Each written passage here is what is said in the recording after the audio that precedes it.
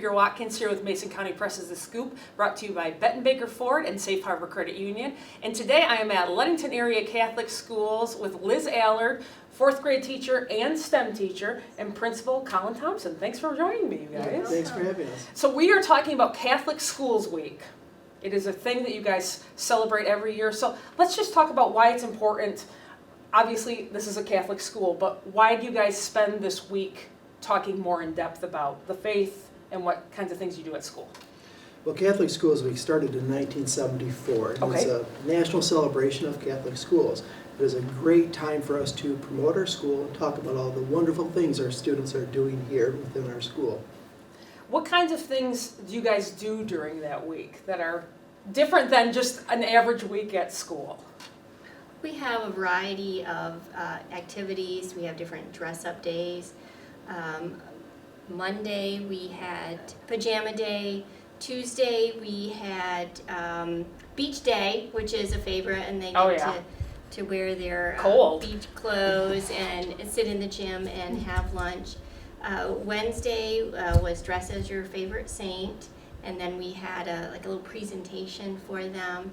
They introduced themselves as a saint and gave a little bit of information about them. Thursday was out of uniform day because we're supposed to wear the uniforms. Is that a big one? Yes, because kids enjoy it. Yes, they can wear, or they're able to wear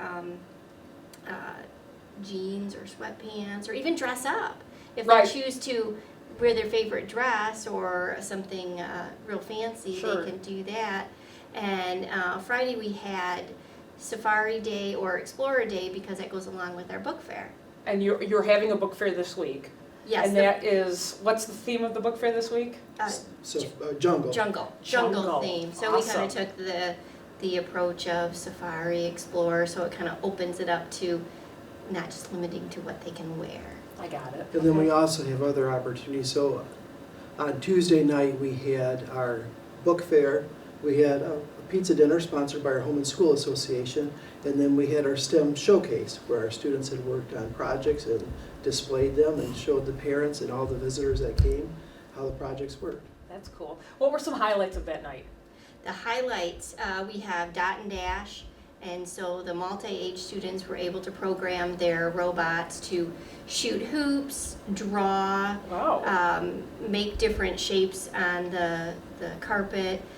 We had the 5th graders. They spent about 2 months designing either a house or one student did a jewelry box, and then they wired them.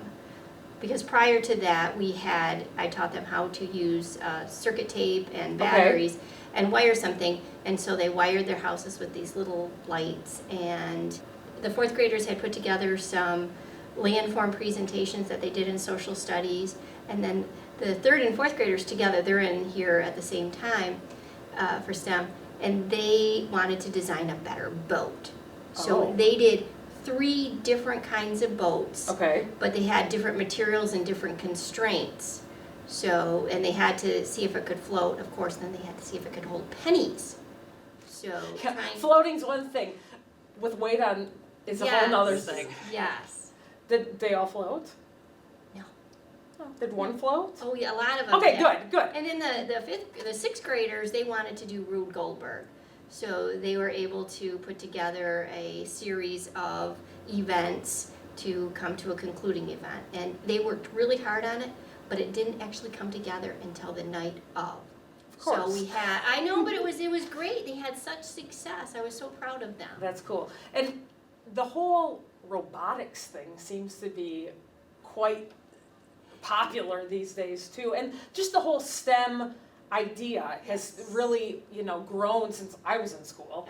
And I think it's great that you guys have this huge classroom where you can have so much space to do all sorts of cool things. That's pretty awesome. Yes, we focus also on the design engineering aspect of it. So any of our projects, they have to do design it, engineer it, and trial and error to make it actually work. So they have to go through quite a bit of process to get to the end result. It really helps with the problem-solving skills. Oh, yeah. Because not everything works like it's supposed to. No, and like they always say, the mistakes make the best Yes, outcomes, yes. you know? So if you got it on the first try, you kind of lose out on a lot of that learning curve. So, Exactly. and I think it not only helps with the science, the technology, the engineering, the mathematics, it helps with that problem solving with anything, you know? Whether you're reading a book and doing a book report of, you know, answering questions or anything like that.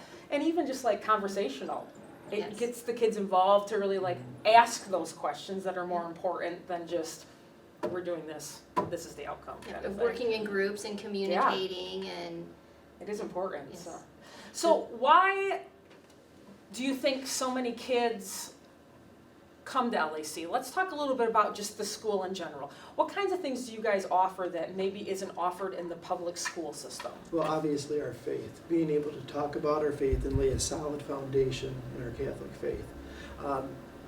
It is, you know, laying the foundation is important in a child's life. And so we're helping to lay that here in conjunction with the parents. You know, the parents are the primary educator of the children in their faith, but we are here to help and support the parents in whatever ways we can. And so we are helping them to grow in their faith. We're helping them to grow in their values, their moral beliefs, and in their virtues. And we do things like, for instance, you know, this year we are focusing on virtues. And so we have a virtue of the week that we focus on. So we have prayers focused around it. We have specific saints that we talk about who exemplified that virtue. Mm-hmm. The kids get involved. We sing different songs that are associated. We gather every morning for prayer and announcements, and so we'll sing songs. And the classes will do skits around the virtue to demonstrate it. And you know, that just lays the foundation for the kids that will help them throughout their life. And what was also nice too is at the start of Catholic Schools Week, we had several of our students, they helped at Mass at St. Simon Parish. Okay. So they went and they were the proclaimers and the commentators. And so we have second graders, third graders, fourth graders, fifth graders who are up in front of hundreds of people. Right, yeah. And they did an outstanding job. And you could just see that they were happy, that they have a solid foundation in their faith. And it just helps them tremendously throughout life. And you guys, the kids all go to Mass once a week. Yes. Is that on, It's on Wednesday. what time does that run for the kids during the school day? Is it in the morning? It is. Mass is 8:30 in the Okay, morning. I think that's cool too, that it just kind of incorporates that aspect of it too, not just in the classroom, but actually in the Catholic Church as well. And then each week, another grade does the Mass. They're the proclaimers Okay. or commentators. And then we have a group that go over and sing with Miss Fran on a weekly basis That's on cool. Wednesdays. Awesome. And then you guys run pre-K through 8th grade here. That's correct. It was through 8th grade before, then you guys let that go, but it's back now, and it Yes. seems to be thriving too, which is awesome, so. And so in addition to our faith, we also have strong academics. You know, we're really proud of our students, and on their standardized scores, they do well academically, and so we're very proud of that. And we have opportunities like adding the STEM class for the students. You know, we have one-to-one devices for the students, and so we're glad to offer those opportunities. But in addition to our faith and strong academics, we also offer Christian service opportunities. You know, to help kids grow and to develop as responsible citizens, they need to be able to give back and to help Sure, others. absolutely. And so there's different projects that happen throughout the course of the year. We have pen pals with senior citizens. They go to the area nursing homes and they visit, they Christmas carol, they do arts and crafts, they do those types of projects. But there's a lot of little things throughout this course of the year that happens. And every year we do a big Lenten project. We have, in the past, we've helped our sister school in Haiti, the School of Infant Jesus. We've helped them by collecting money to help buy food for the students for the lunch programs. We've done care packages for the military. We've helped with the childhood cancer campaign. We are currently now working on this year's Lenten project. We're still working out the details, but the theme is going to be kids helping kids. Oh, and we are planning on partnering with 3 local organizations, the 1418 Alliance, who helps foster care students, Ludington Cares, the Ludington Care boxes that you see out, and then the Lakeshore Food for Kids, which I know you're familiar with. Nice, yeah. And so we are finalizing details, and once we have that, we will put it out publicly of what we're collecting to help these organizations, and we want to help the kids in our community.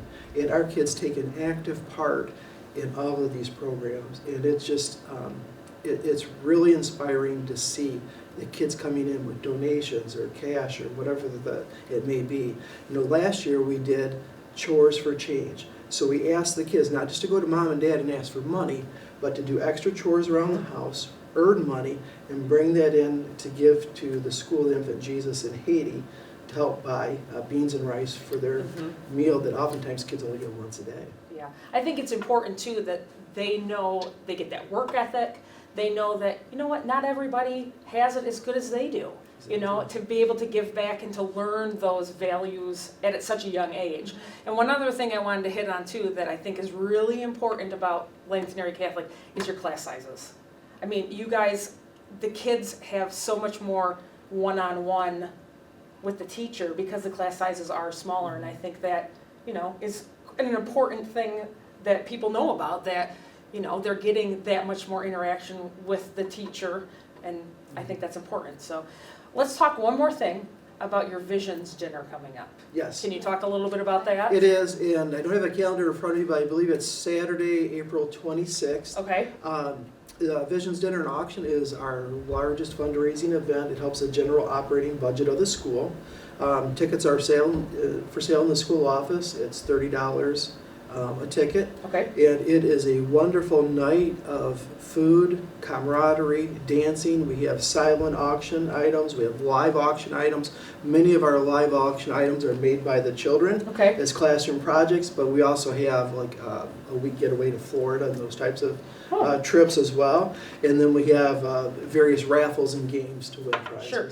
And that's held in the gym? No, actually that's held at Lincoln Hills. Oh, cool. All right. So I want to thank you guys for joining me today. I really appreciate it. You're welcome. Happy Catholic School Week. Yes. It's wrapping up. So for any other news, check out MasonCountyPress.com, and our weather is always brought to you by Smith & Eddy Insurance. And remember, Ludington Area Catholic School is just another option for your child's education, and their Visions dinner is coming up at the end of April. Thanks so much, guys. Thank you.